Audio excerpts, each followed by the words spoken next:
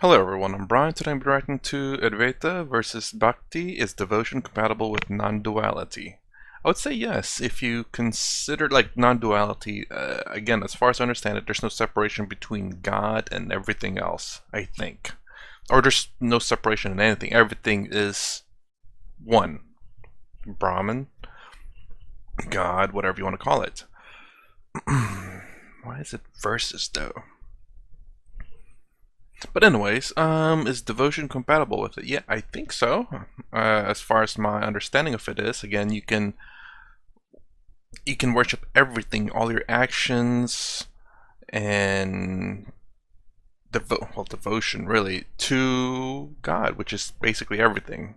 Let's go ahead and get started.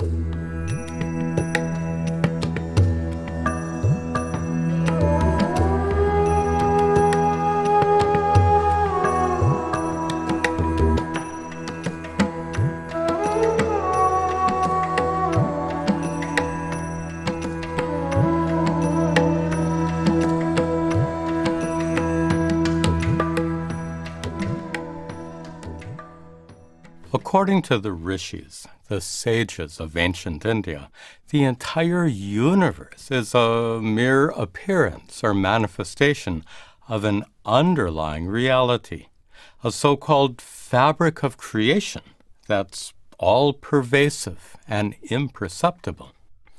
The rishis called this fundamental substratum Brahman.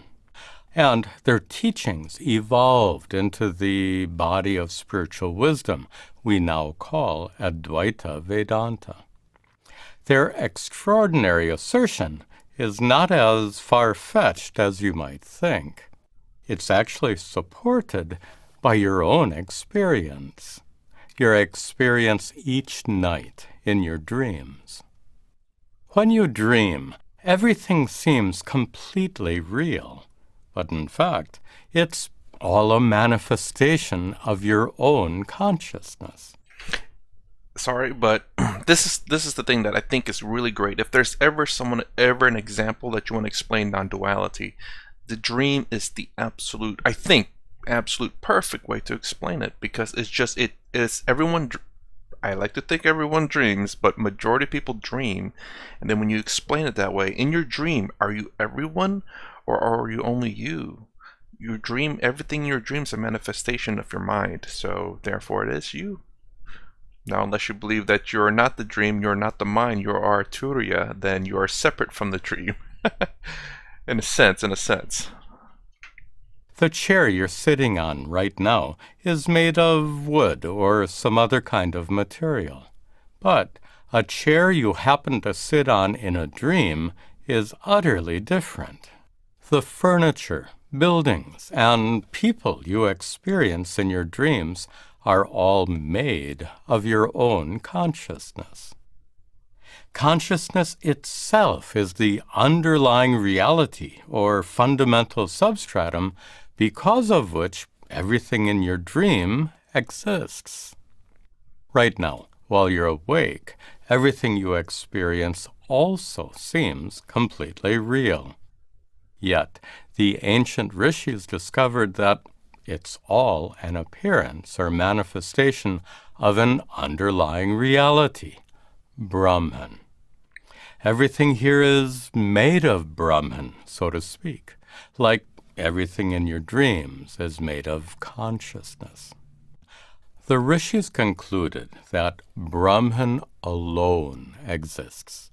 Everything else is merely a form or manifestation of Brahman. This radical view is called Advaita, or non-duality. It completely rejects the conventional dualistic worldview, the notion that the world of people and things you perceive is absolutely real. Not surprisingly, this... Let me go back to that. Wait, what?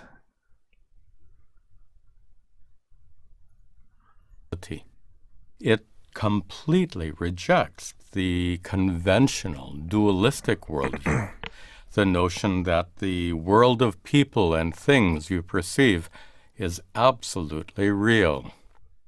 Not surprisingly, this bold teaching raises many questions. So it sounded a little bit weird here, sorry, but it says the conventional dualistic worldview, the notion that the world of people and things you perceive is absolutely real. So is he saying that it is real, or that it rejects the fact that we are absolutely real? That's a very radical view, so-called Advaita or non-duality. It completely rejects The conventional dualistic worldview. The notion that the world of people and things you perceive is absolutely real. He makes it seem like he's saying it is real, or is he saying that what we think as it being real is actually false? I say, why not both? And in the sense that why can't it be real, considering that if it is in fact Brahman, and Brahman is reality, therefore we are real. If we are Brahman and Brahman is real, therefore we are real, you cannot say Brahman is true, real. Reality is made out of Brahman, so therefore because Brahman is real and reality is made out of Brahman, therefore reality is also real. You cannot say reality is false and reality is made out of Brahman, but Brahman's real. That doesn't make sense, because it's all linked together. We are Brahman, therefore we are real. It was just that, I guess, again, the reason why I like to understand Maya as a misinterpretation, not necessarily an illusion. It makes it seem like it's something separate. So how we misinterpret how we are separate, that's the way I like to view Maya, and I think that makes the most understanding for me, that the pen and myself are really Brahman, all the ultimate reality, whereas the Maya would be the fact that this is made out of plastic and I am separate from it. I am not made out of the same things, even though technically we kind of are. Not surprisingly, this bold teaching raises many questions. For example, if the world around you doesn't truly exist, then how can you interact with it? How can you eat food or drive a car that isn't real? How can you relate to your loved ones if they don't truly exist? Obviously, we have to inquire further into the nature of non-duality. Consider this.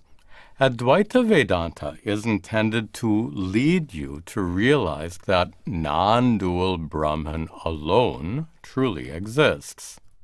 According to this lofty view, not only is the world unreal, but even the Supreme Being, God or Ishvara, is unreal. An all-powerful creator who governs the universe and bestows blessings can exist only from the perspective of duality. And yet, the same rishis who taught non-duality also recited prayers and conducted rituals of worship. Even today, most traditional teachers of Advaita Vedanta prescribe various kinds of prayer and devotional meditation. These dualistic devotional practices, the practices we know as Bhakti, are meant to help you realize non-dual Brahman. But the problem is, how can you pray to or meditate on a supreme being who doesn't truly exist? This seems like a complete contradiction. Contradictions like this are certain to arise when non-duality is not properly understood. And because of the extremely subtle nature of this topic, it's hardly surprising that non-dualistic teachings are misconstrued by many, if not most, spiritual seekers. Let's try to understand better.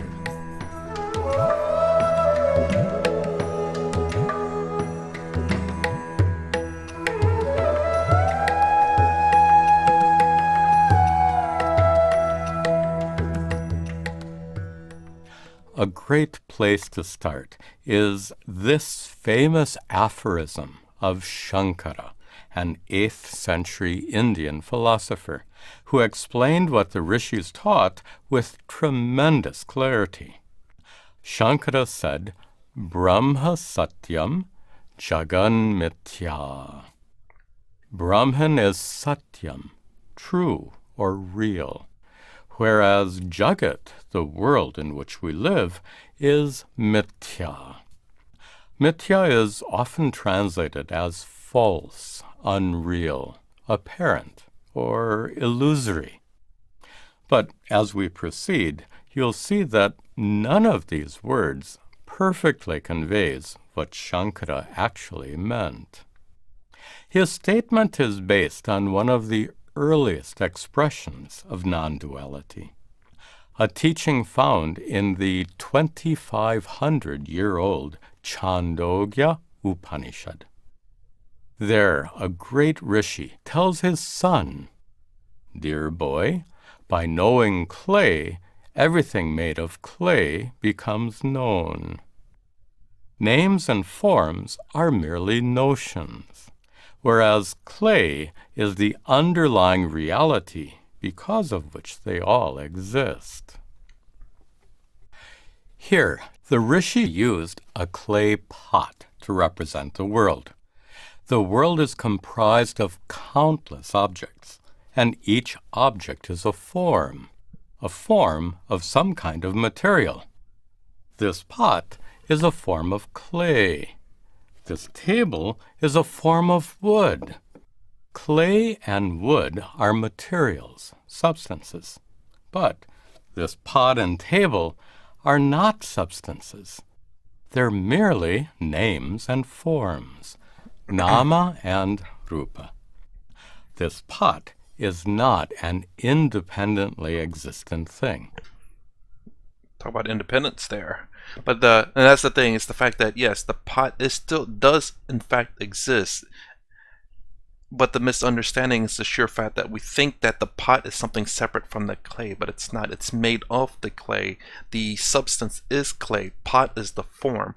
So it's not an illusion, but just I think misunderstanding is the best way I can put it, because it is made out of clay, and the form and shape of the clay is of a pot.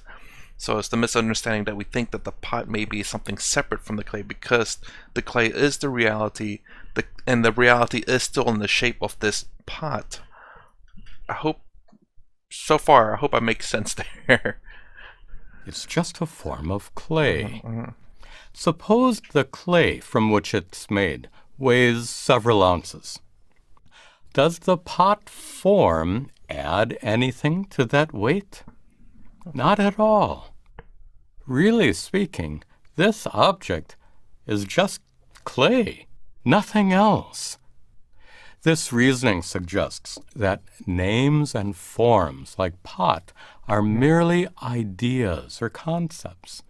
They're not independently existent things. He does a really good job of explaining that.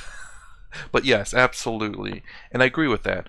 And this is how so far I'm understanding between Brahman and Maya as well. Because the pen is an illusion, I don't like to think about it that way.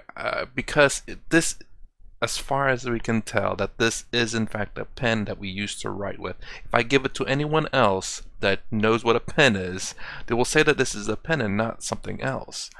So it is in fact reality that it is a pen, but it is the idea of a pen. The substance is the plastic, the metal, or matter in general. Like everything in the universe, I believe, is made out of matter, if I remember my science class from back in the day. So basically, this is matter. I am matter.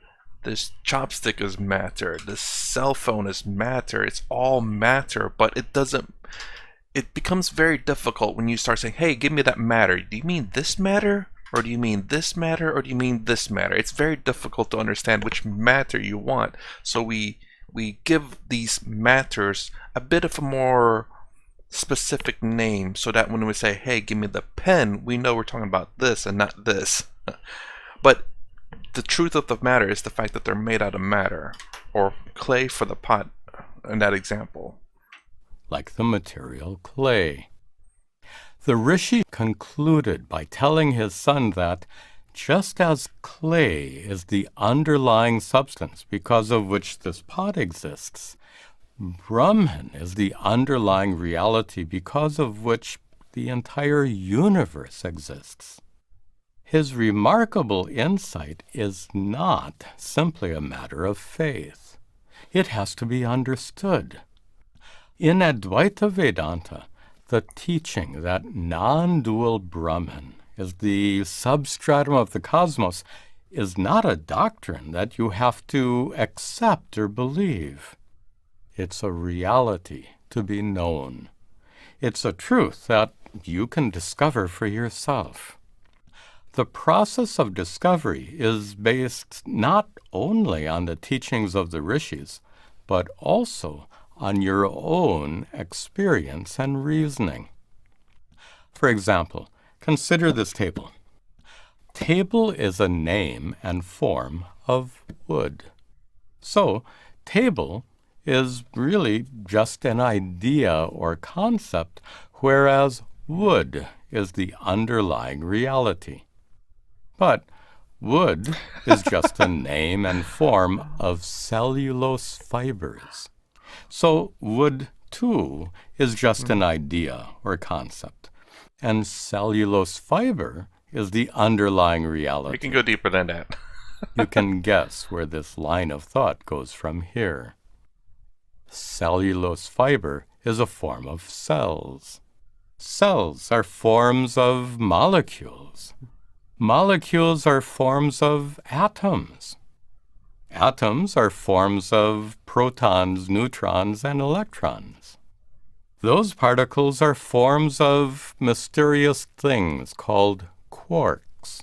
I will say, from schooling, the deepest thing that I went to was neutrons, electrons, and protons. Quarks I've heard later on. I don't know if they even dug deeper than that. It's getting a bit crazy, and I wonder if there's even something smaller than that, and particles or something like that. Jeez. And quarks are forms of, well, science hasn't quite gotten that far yet. But eventually it will. All this reasoning suggests that science might never find a fundamental, indivisible substance that underlies all material forms. Science might only discover increasingly subtle and minute forms of matter. Yet all those forms couldn't exist unless there was some kind of underlying reality. This pot couldn't exist without some kind of material. Based on this reasoning, together with deep reflection and meditation, the ancient rishis realized that Brahman is the underlying reality or fundamental substratum because of which the entire universe of names and forms exists. So again, yeah. So just because there is this underlying form, just to simplify Brahman, it doesn't necessarily mean that these things are false. And that's the thing that I just wanted to point out. I don't know why I'm fighting this so hard, but it's just the fact that even though underlying this is a whole bunch of sub stuff, it's still all that sub stuff combined to make a pen. How do you say this? I wanted to put it like in a food chain, like at the very top end of the whatever this is, pen on top. Underneath there's plastic. Underneath the plastic is oil, I guess, because you need oil to make plastic and whatever else. And then you need, after oil, you needed like whatever, cells and particles and atoms and protons, neutrons, and all that. All that's going down to the bottom layer. The bottom layer being the ultimate, say, Brahman, and to the top layer being the form itself. All these layers are true nonetheless. This is a reality. It's not the substratum reality, but nonetheless a reality in itself, because it is in fact that we can all agree that this is a pen, that it writes, And it's not to say that it is a false reality. It is still a reality. Don't know why I'm pushing that so hard. I want it to be real. I don't know.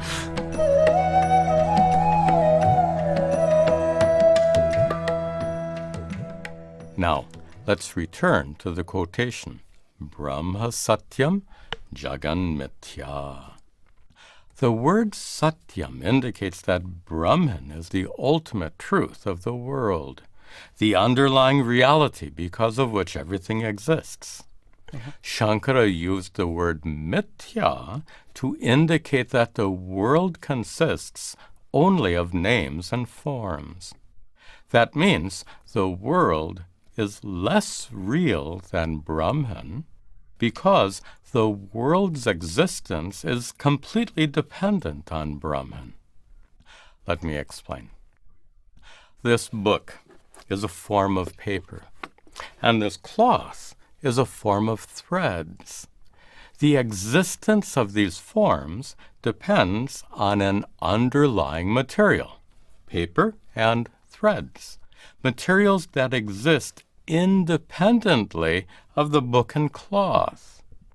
This pot depends on clay for its existence, but clay exists independently of the pot, because if the pot gets broken, clay will continue to exist. So we can say that clay is more real because it has independent existence, whereas this pot is less real because it has dependent existence. That's not a bad one, actually. And my food chain analogy, where the pen is the very top, it makes me think of what Sadhguru was talking about humans being at the top of the food chain. If we die, if we were completely wiped out in the world, it will not affect the rest of the food chain because we are at the very top. So the very top idea, which is, again, pen or clay pot or table, is the very top of that food chain. So if the table gets broken, it's still underlyingly wood. If the pot gets broken, it's still underlying the pot. So I hope that, I don't know if that makes sense too much, but again, if this pen is the top of the food chain, but if you break this pen, underlyingly it's still plastic, it's still metal, it's still rubber. This chopstick is the top of the food chain. So if you break this chopstick, it's still underlyingly wood. So chopstick top, underneath that is timber, underneath that, or should I say as a wood, and underneath that says the tree, and underneath that it says the again the atoms and all that. Again, as you go to the higher the food chain, the more refined, the more precise the form is. The more that you go down the food chain, the more, how to say, vague or varied it can be. That means, like, so what I mean by that is like I guess we'll say like, or like this actually. So the food chain for this kind of has the same route. It goes, say, from dirt, materials, atoms, whatever, going up to plastic, because both of these are made of plastic. You go up to, say, metal. This doesn't have metal, this one does. So this kind of branches off going up the food chain. And then this has like a specific type of ink. This has a different kind of ink, which they kind of branch out to two separate food chains in a sense. But when you go down underneath, they kind of blend in somewhat together because they're both made out of plastic. They both have inks in it if you really want to vary it. I hope that makes sense. It probably doesn't, because I get it, but it's kind of difficult to explain. But let's keep going. In this metaphor, clay represents Brahman. Real quick with the clay, sorry. So clay can be any shapes and form. You can have a clay table, you can have a clay pot, you can have a clay glass. Underlying all these different forms is clay itself. That's the reason why I was talking about like the top of the food chain being the final form of it. The final form of the clay pot is the clay pot, but underneath the clay pot is the clay itself. I hope that makes sense. Kind of like gold with the rings and all of that. Brahman is Satyam, absolutely real. It exists independently of the world. This pot represents Jagat, the world. The world is Mithya. It's less real than Brahman because it depends entirely on Brahman for its existence. It's not surprising that scholars define mithya as adhisthana ananyatvam, a state of existence that's completely dependent on an underlying reality. Earlier when I paused it, when he first said independent, I was thinking back to that video with Buddha, with the Buddha video, with the dependent and independent nothingness. It kind of reminds me of that. I think they are kind of saying the same thing. Maybe. Unfortunately, some people misinterpret the expression Jagan Mithya to mean that the world is an illusion. But illusion is a poor translation for the word mithya. The elephant on this table is an illusion. It has no existence whatsoever. This pot, on the other hand, is not an illusion. It's a form that depends on clay for its existence. Oh crap, that's actually what I'm saying. You can see here that mithya is a subtle term.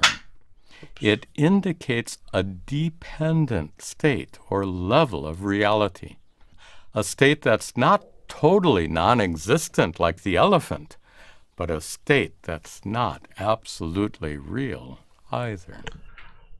Okay, now I can agree with that to a large degree. While it is real, the substance that creates it is more real than the item, the final form of it. Huh? Now that we understand Satyam and Mithya, we can return to the question, are dualistic devotional practices compatible with the teachings of non-duality? Well, consider the fact that the potter who made this pot was not an illusion. He was as real as this pot. Those who made this table were not illusions. They were as real as this table. In the same way, the Supreme Being who created the universe is not an illusion. God, or Ishvara, is as real as this creation, as real as the stars and moon, as real as the mountains and seas, as real as you and me. Of course, the stars, moon, and everything else, including you and me as individuals, are just names and forms. And all these names and forms exist depending on an underlying reality. Sorry. What he said there, for some odd reason, made me think of Neil deGrasse Tyson, where he said that, how do I say this? I can't quite quote him precisely, but it's along the lines that it goes along the lines that we are special. We're made out of stars, which is true. Again, if you look at I guess if the Big Bang Theory is the theory that is going off, everything, all of existence was in this one singular form and then exploded. So basically everything in this universe is created out of the universe, or you could say Brahman. And the sheer fact that we are part of the universe, therefore we are, how do I say that? Because we're part of the universe, we are part of the universe. That's the only way I can really say that. We are not separate from the universe. Everything in the universe, we are made out of it as well. Which makes sense about Brahmins, that because everything from the universe exists in the universe, therefore it is part of the universe, and it's not excluded from the universe. I hope that makes sense, but it makes understanding Brahman a lot better too, because that's just a word to say that existence in everything is Brahman, and therefore we are Brahman as well. Brahman.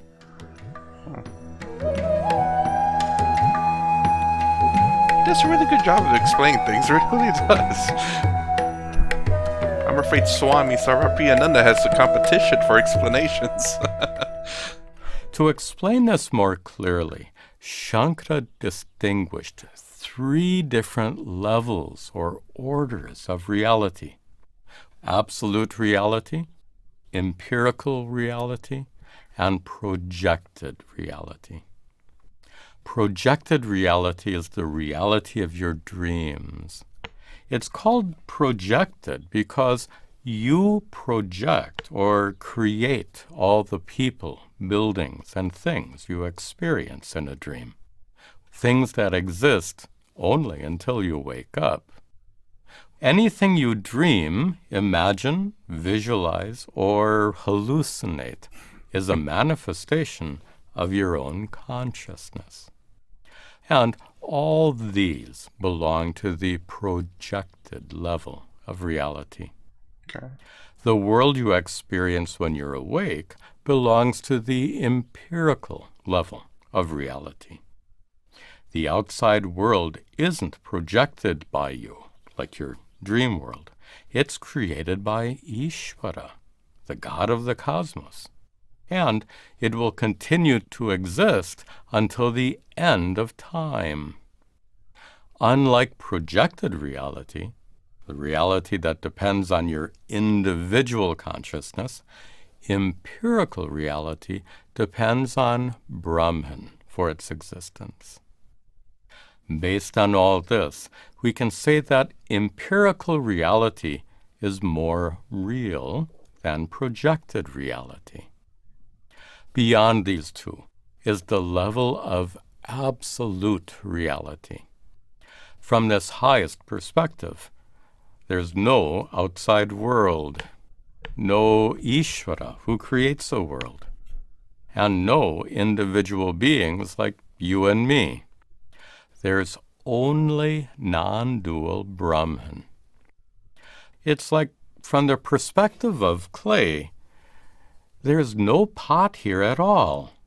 There's only clay. Now, before we continue, it's really important to understand that these three levels of reality are not mutually exclusive. I was about to say that. It makes it sound like there's like different realities. So it would be duality, but I get what he's saying, how it's not. They can be present simultaneously in your experience. At one level, this is a pot, but from another perspective, it's nothing but clay. Both are simultaneously true. Here's a better example. When you watch the sunset, seeing the sun move downwards, when the horizon is actually moving upwards, happens to be an optical illusion. An illusion that belongs to the projected level of reality. The sun, on the other hand, is not an illusion. It belongs to the empirical level of reality. And finally, the sun's existence depends on non-dual Brahman, which is absolute reality. So here, all three levels of reality are present at the same time. Shankara carefully distinguished these three orders or levels of reality to help us understand them individually and avoid confusing one for another. For example, it's a mistake to think that objects in your dreams are as real as this pot. But it's equally a mistake if you think that objects in the world are absolutely real. Now, let's apply Shankara's three levels of reality to the question, are dualistic devotional practices compatible with the teachings of non-duality? To answer this, it's crucial to understand that anything belonging to one level of reality can't affect or interact with things of another level. Let me explain. If you're thirsty in a dream, your thirst can't be quenched by a glass of water on a table next to your bed. Thirst belonging to the projected level of reality can't be removed by water that's empirically real. For dream thirst, you need dream water. But on the other hand, if you dream about drinking from a sparkling mountain stream, gushing with cold, fresh water, you might still wake up feeling very thirsty. Only things that belong to the same level of reality can affect or interact with each other. This principle holds true for absolute reality as well. Empirically real problems like poverty, hunger, and illness can't be solved by adopting the perspective of absolute reality and claiming that those problems don't truly exist. To dismiss worldly problems in this way is a terrible misuse of non-dual spiritual teachings. Even though poverty, hunger, and illness are not as real as Brahman, you can't deny the fact that they cause tremendous suffering in the world. I really, really like this. Why? Because it speaks to what I've been kind of saying since I started this about understanding Maya. Because while people saying, the world is Maya, an illusion, I can't believe that. It couldn't be right in my head. It's like there's no way that this is an illusion. It's because clearly we can all see that it is in fact real. Now, to say there are different levels of reality, I may not want to see it that way as different levels of reality, although the perspective part may be so. But the way I like to look at different levels of reality is the sheer fact of different levels of finality, I guess. Kind of like how this is the final the final stage of this plastic, this rubber, and this metal is until it gets broken down again to the base form, which is the metal, the plastic, and the rubber, to be reused as something else. And then when it gets put as something else, it just becomes the final form again, which then becomes, well, basically it's the final form. It's real until it gets broken down to get reused again. I don't want to speak too much. I'll save it till the end. I just want to make that brief point. Non-dual Brahman and worldly problems both exist. Yes, exist. They exist at different levels. That's fine. And I can accept that. one doesn't negate the other. So, worldly problems can't be ignored. And at the same time, worldly problems can't diminish the completeness and perfection of non-dual Brahman. Now, to which level of reality does Ishvara, or God, belong? As we just saw, if Ishvara happened to be more real or less real than the world, then interaction of any kind would be impossible. Ishvara wouldn't be able to govern the world or receive our prayers and worship. Also, much earlier we discussed how the creator of the universe can't be an illusion. I'm sorry, I was going to say it's got to be the projected reality, in my opinion. Just like the maker of this pot had to be as real as the pot, in the same way, the creator of the universe has to be as real as this creation. So we can conclude that Ishvara and the world both belong to the empirical level of reality.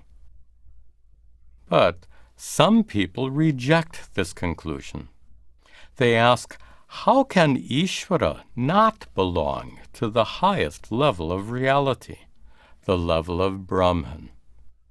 Well, first of all, Brahman is the underlying reality that gives existence not only to the entire world, but to Ishvara as well.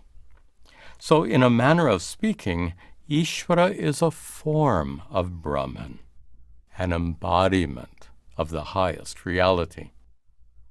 And further, as the fabric of creation, Brahman is pure existence, immeasurable and immutable. As such, Brahman is nirguna. That means Brahman has no attributes or qualities whatsoever. Ishvara, on the other hand, possesses attributes and qualities, like being the creator of the universe, like having the intelligence to govern the cosmos, and like being the source of all blessings. Endowed with these majestic attributes, Ishvara is the supreme being, the most powerful, most intelligent, and most glorious among all beings that exist at the empirical level of reality. Even though non-dual Brahman is the highest reality, you can't really pray to pure existence that has no features or attributes whatsoever. But you certainly can pray and relate to an intelligent, all-powerful, supreme being. So to say that Ishvara is not as real as non-dual Brahman is not a demotion of some kind. Some people will see it that way. It's a powerful affirmation of the fact that Ishvara is every bit as real as you and me. The ancient rishis understood very well that prayer and devotion can be extremely helpful in spiritual life. So, they wisely included these dualistic practices in their teachings, teachings that can lead you to realize the highest truth and gain enlightenment.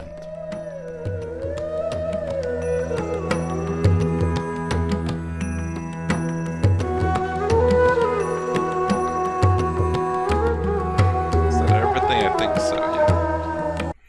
All right, he does an amazing job of explaining, and this is kind of what I was going with about, again, like I said a bit earlier, again, the video's over with, I'm just going to be talking now. So like I said, during the explanation of Maya with Sarvapriyananda, we're saying this is the false the world is a false reality, or an illusion, let me say that.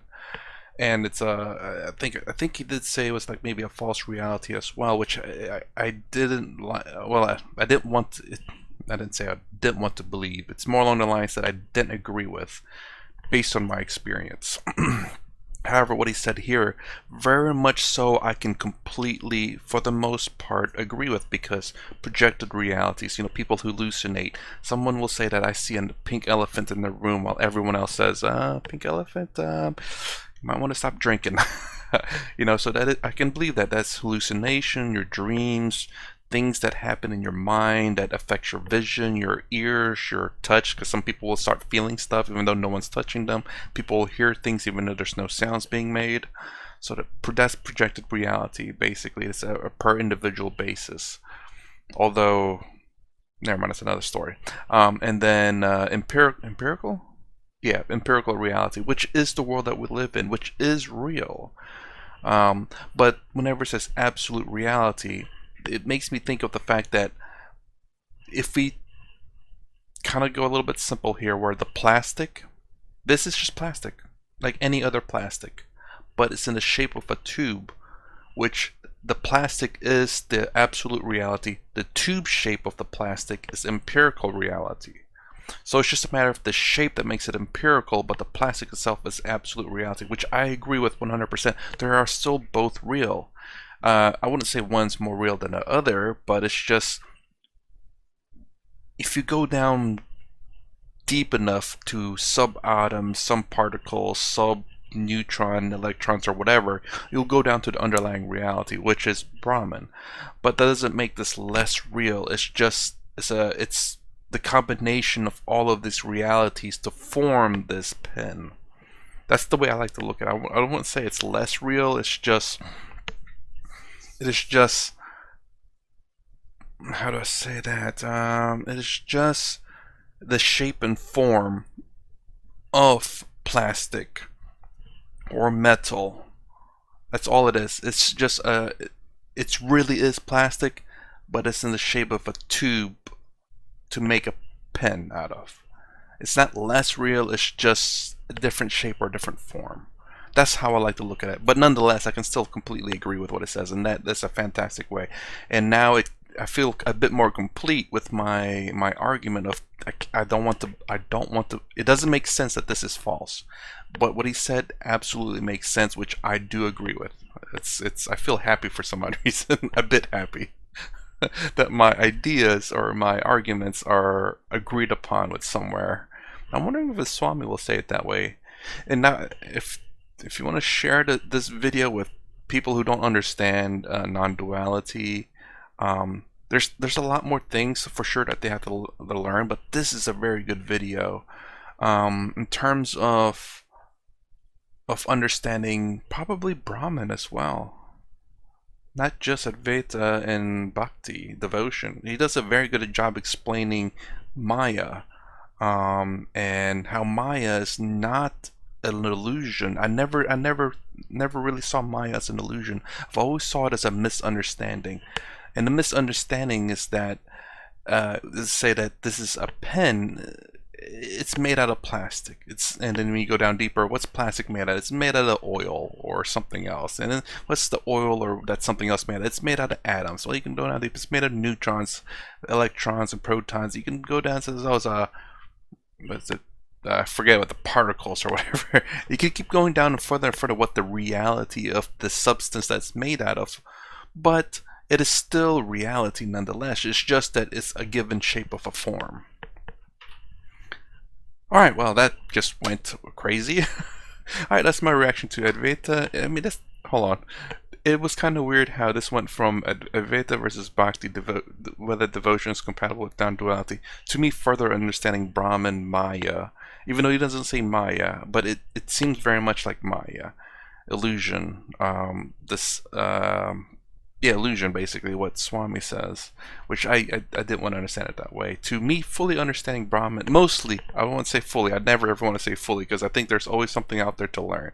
To mostly understanding Brahman and Maya, and actually confirming what I want to say I want to believe, but confirming my experience with life, and how I do not think this is an illusion. Going on a circle explanation. So anyways, that's my reaction to Advaita versus Bhakti. Is devotion compatible with non-duality? I kind of figured it was. But yeah, anyways, if you like my content, please consider subscribing. Thumbs up, thumbs down below. Thanks for watching. I'll see you in the next vid.